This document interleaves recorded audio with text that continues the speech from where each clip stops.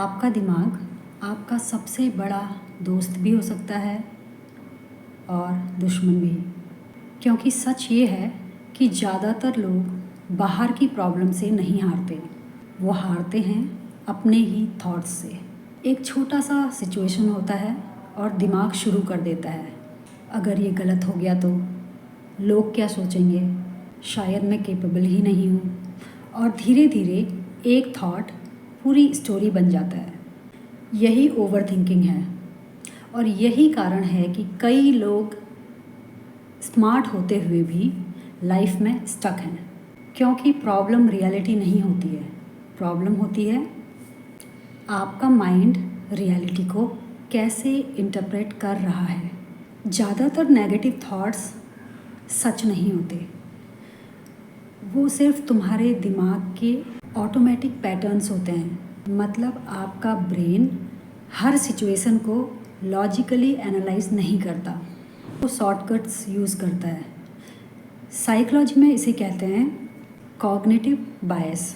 For example, अगर किसी ने तुम्हारे मैसेज का रिप्लाई नहीं किया तो यहाँ पे रियलिटी क्या है कि आपके मैसेज का रिप्लाई नहीं आया, बट दिमाग क्या स्टोरी बनाता है कि शायद वो मुझसे नाराज़ है, शायद वो मुझसे बात नहीं करना चाहता है, या शायद वो मुझे इग्नोर कर रहा है।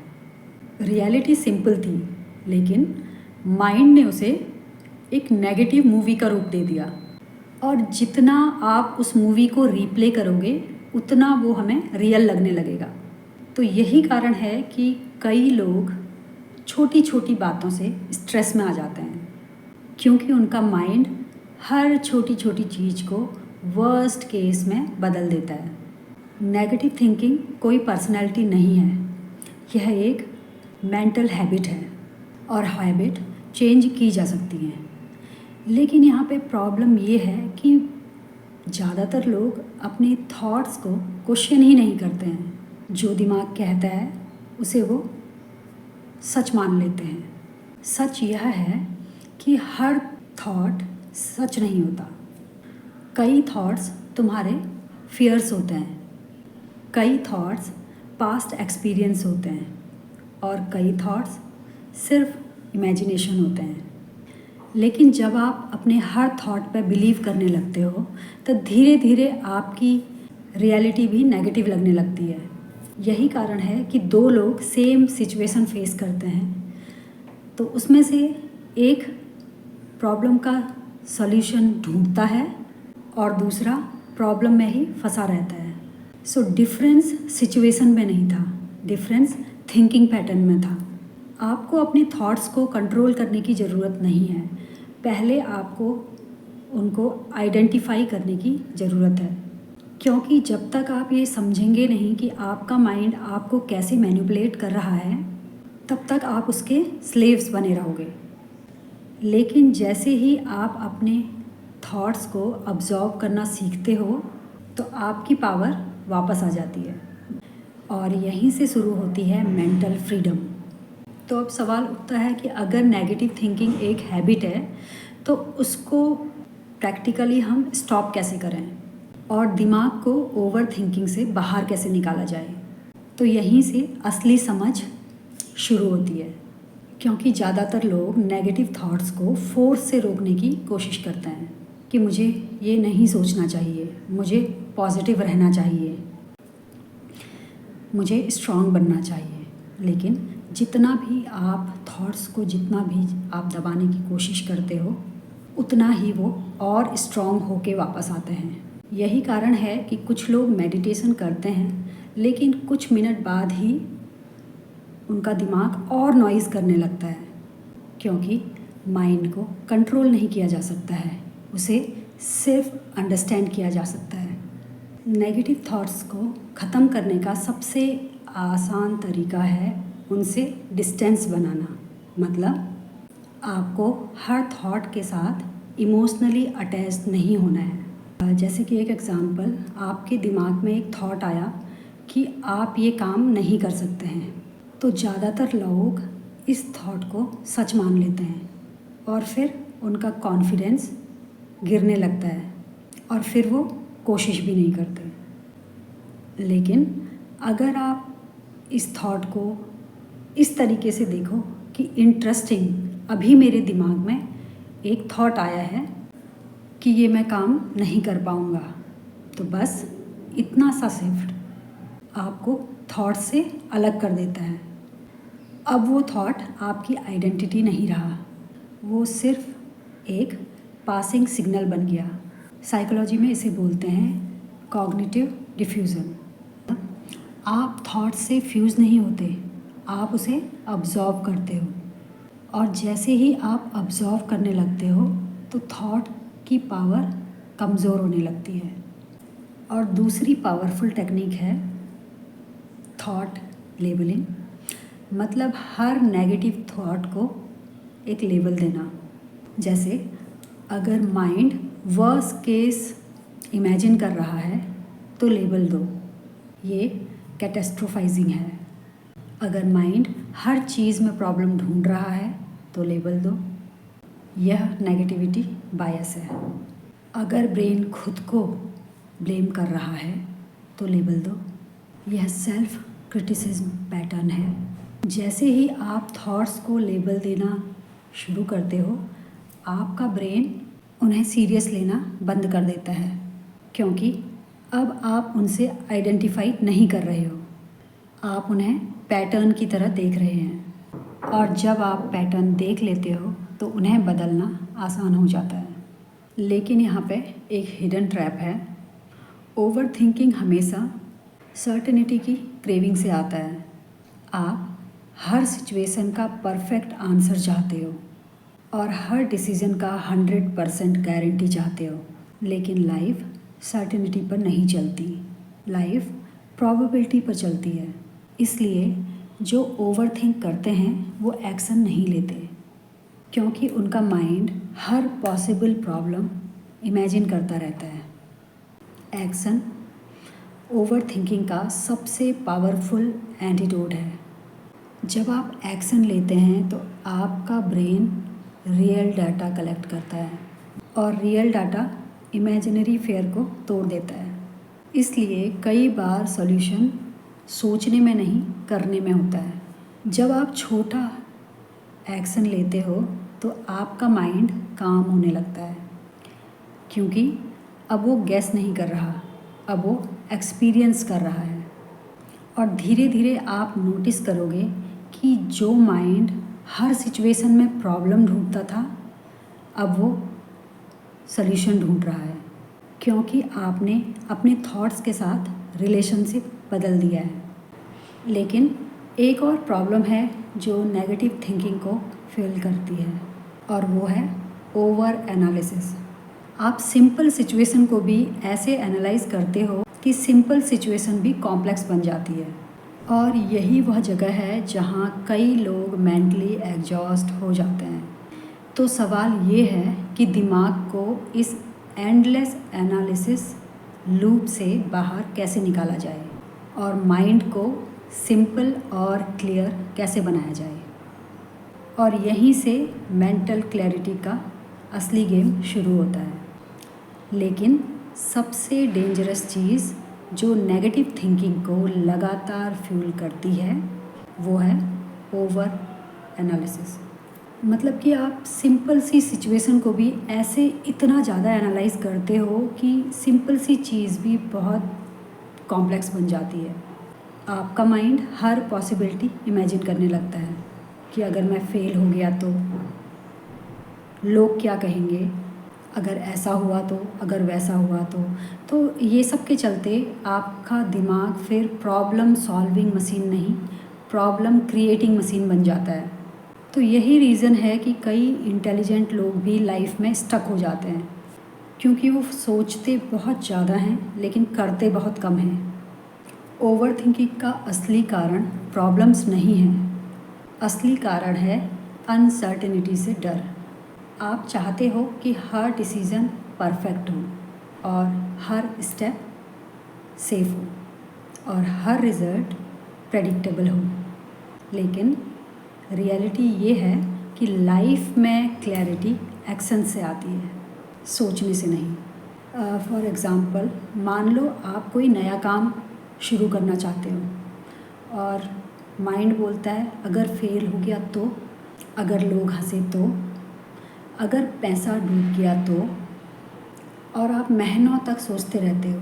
और जैसे ही आप पहला स्टेप लेते हो, आपका माइंड रियल एक्सपीरियंस कलेक्ट करना शुरू कर देता है और सडनली जो चीज़ पहले इम्पॉसिबल लग रही थी वो पॉसिबल लगने लगती है, क्योंकि इमेजिनेशन हमेशा रियलिटी से ज़्यादा डरावनी होती है। थिंकिंग क्लैरिटी नहीं देता है, एक्शन क्लैरिटी देता है। लेकिन यहाँ पे एक और मेंटल ट्रैप है जिसे साइकोलॉजी में बोलते हैं रूमिनेशन, मतलब एक ही थॉट को बार बार रिपीट करना।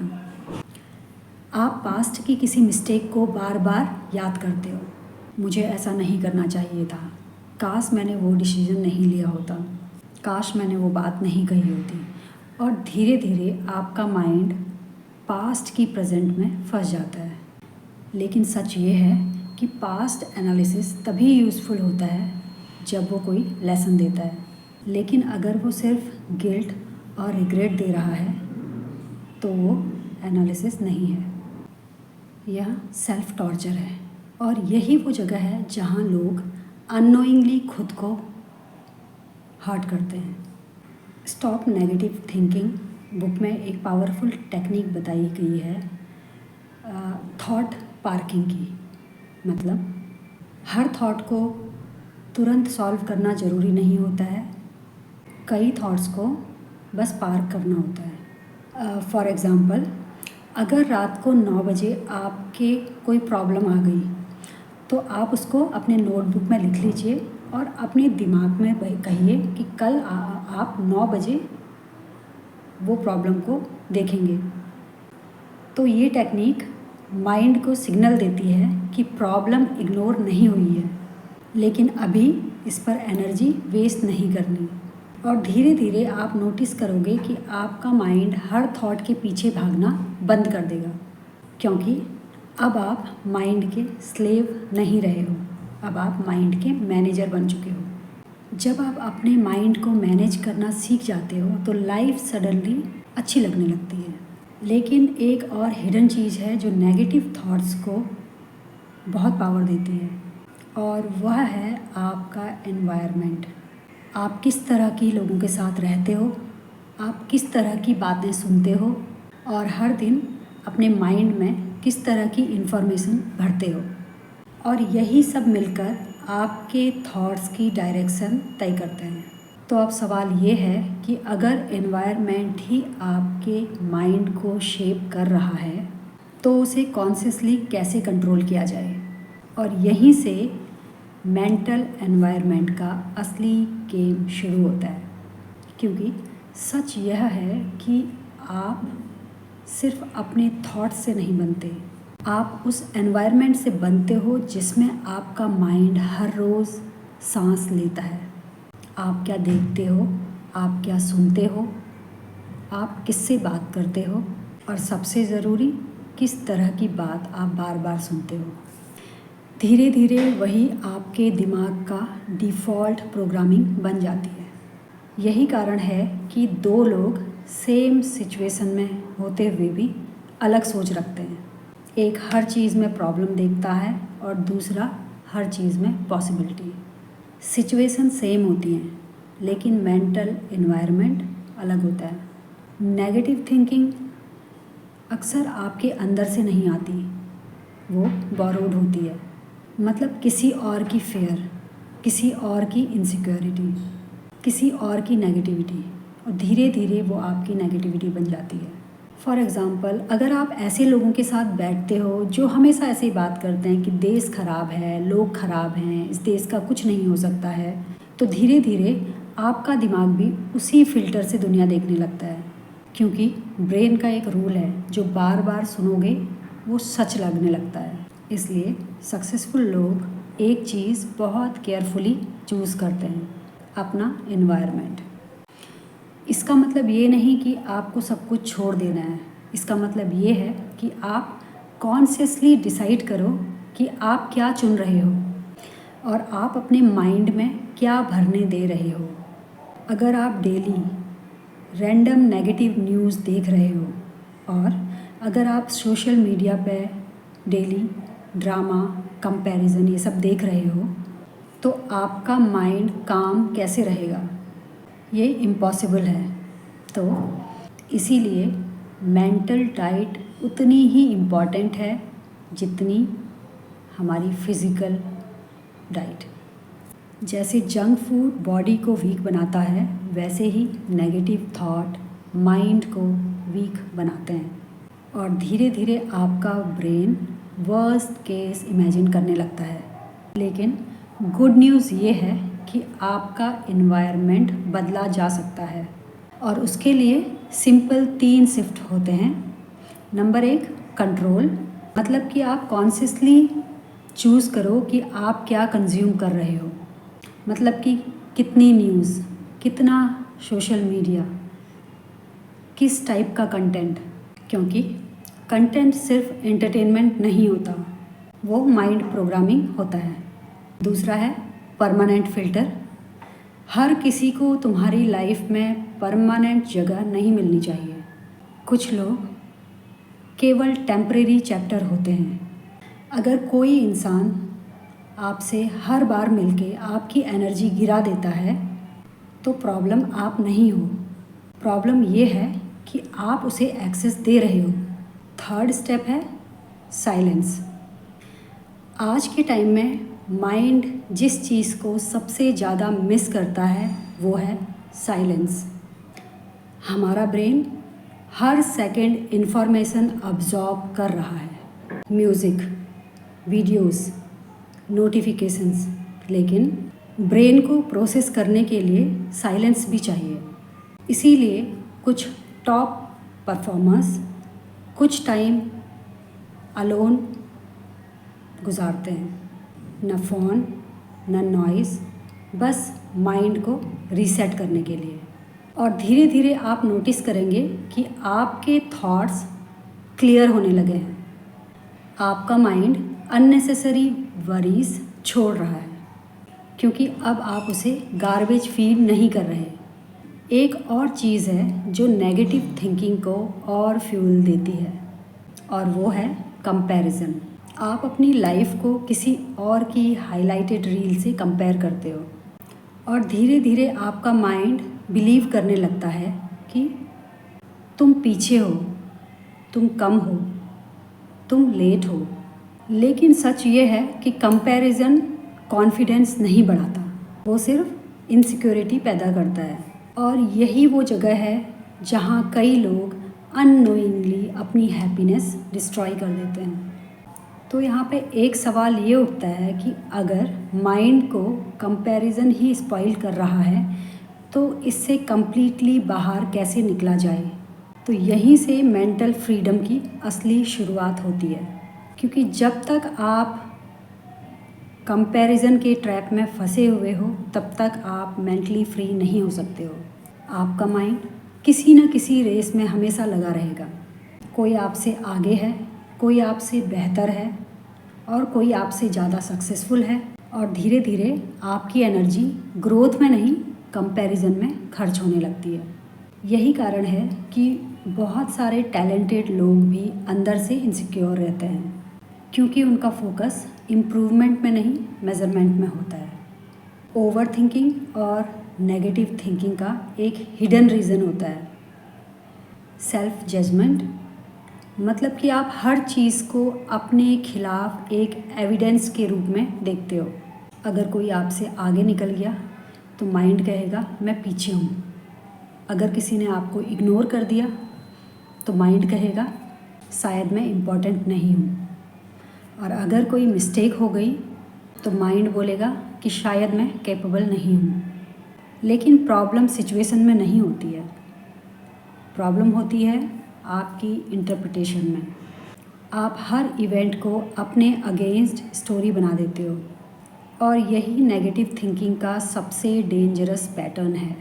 अब इमेजिन करो, 2 लोग सेम मिस्टेक करते हैं।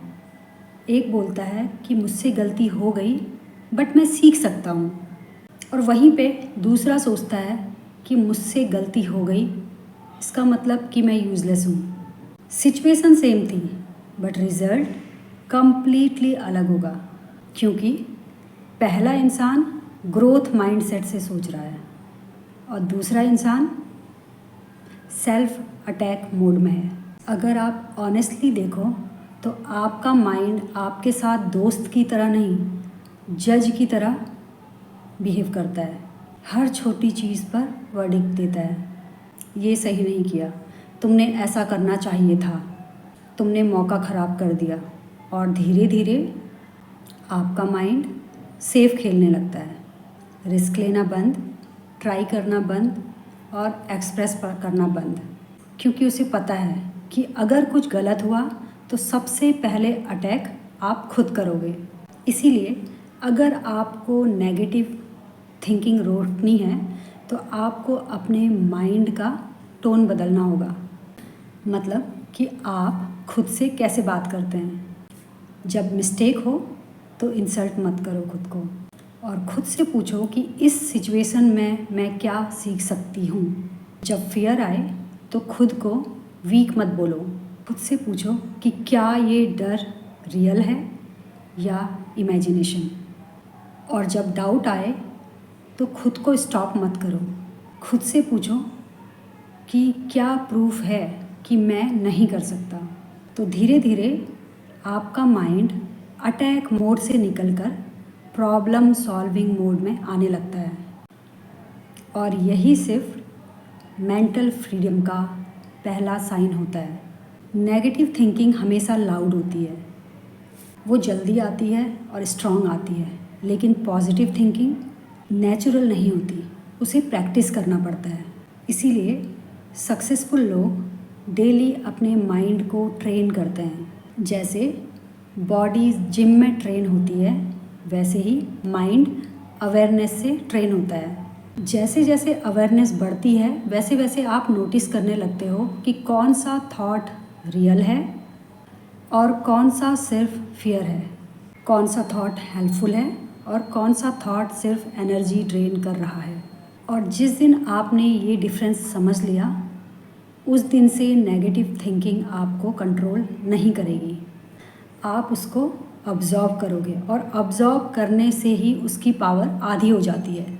लेकिन अब भी एक ट्रैप है जो बार बार लोगों को नेगेटिव थिंकिंग में खींच लेता है, और वो है ओवर थिंकिंग। मतलब कि एक ही चीज़ को बार बार सोचना, इतना सोचना कि एक ही प्रॉब्लम इतना बार आप सोच के उसको माउंटेन जैसा बड़ा बना दो।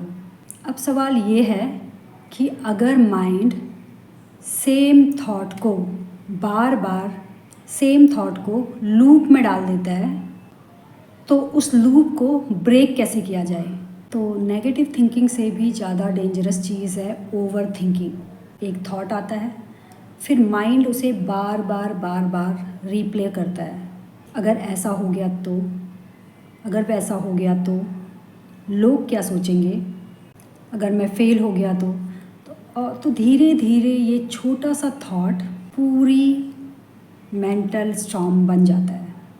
यही वो जगह है जहाँ ज़्यादातर लोग अपनी एनर्जी हार जाते हैं। ओवर थिंकिंग प्रॉब्लम सॉल्व नहीं करती, वो सिर्फ प्रॉब्लम को बड़ा बना देती है। क्योंकि जब आप बार बार सेम चीज़ सोचते हो तो ब्रेन उसे थ्रेट समझने लगता है, और फिर बॉडी में स्ट्रेस हार्मोन्स रिलीज़ होते हैं, हार्ट रेट बढ़ता है और माइंड रेस्टलेस हो जाता है। और फिर आप सोचने लगते हो कि सिचुएशन डेंजरस है, जबकि डेंजर सिर्फ थॉट लूप में था। इसलिए आप थॉट को ट्रूथ मत समझो। हर थॉट एक मेंटल इवेंट है, मतलब वो आता है, कुछ देर रहता है और फिर चला जाता है। लेकिन प्रॉब्लम तब होती है जब आप उसको पकड़ लेते हो और आप उसको एनालाइज करने लगते हो, एक्सप्लेन करने लगते हो, फाइट करने लगते हो। और जितना आप फाइट करते हो उतना ही थॉट स्ट्रॉन्ग होता जाता है। इसलिए कई बार माइंड को कंट्रोल करने का बेस्ट तरीका है उसे कंट्रोल करने की कोशिश को बंद करना। बस अब्जॉर्ब करो। जैसे आसमान में बादल गुजरते हैं वैसे ही थॉट्स गुजरते हैं। कोई डार्क होंगे, कुछ लाइट होंगे, लेकिन कोई भी परमानेंट नहीं होता। और जैसे जैसे आप इसको प्रैक्टिस करते हो, आप नोटिस करोगे माइंड शांत होने लगा है। थॉट्स आ रहे हैं लेकिन आपको कंट्रोल नहीं कर रहे हैं। और यही मेंटल फ्रीडम की असली पहचान है, क्योंकि अभी आप थॉट्स के गुलाम नहीं हैं, आप उनके ऑब्जर्वर हो। और जब इंसान अपने माइंड का ऑब्जर्वर बन जाता है तो धीरे धीरे फेयर कम होने लगता है, स्ट्रेस कम होने लगता है, क्लैरिटी बढ़ने लगती है और वही इंसान सही डिसीज़न लेने लगता है।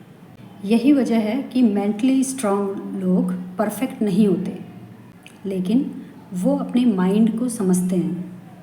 उन्हें पता होता है कि हर थॉट इम्पॉर्टेंट नहीं होता है, हर फीलिंग परमानेंट नहीं होती और हर प्रॉब्लम लाइफ एंडिंग नहीं होती। बस यही अंडरस्टैंडिंग लाइफ को हल्का बना देती है। तो नॉलेज तभी पावर बनती है जब उसे अप्लाई किया जाए। तो इस वीडियो में आपको अगर कोई भी आइडिया वैल्यूबल लगा होगा तो आप प्लीज़ मुझे कमेंट बॉक्स में बताइएगा और वीडियो को लाइक ज़रूर करिएगा। लाइक सिर्फ सपोर्ट नहीं है, ये सिग्नल है कि आप ग्रोथ वाली थिंकिंग चूज़ कर रहे हो। सो इसी के साथ मैं अपना वीडियो यहाँ पे ख़त्म करूँगी और मिलूँगी आपसे अपने नेक्स्ट वीडियो में। तब तक के लिए bye bye and thank you so much.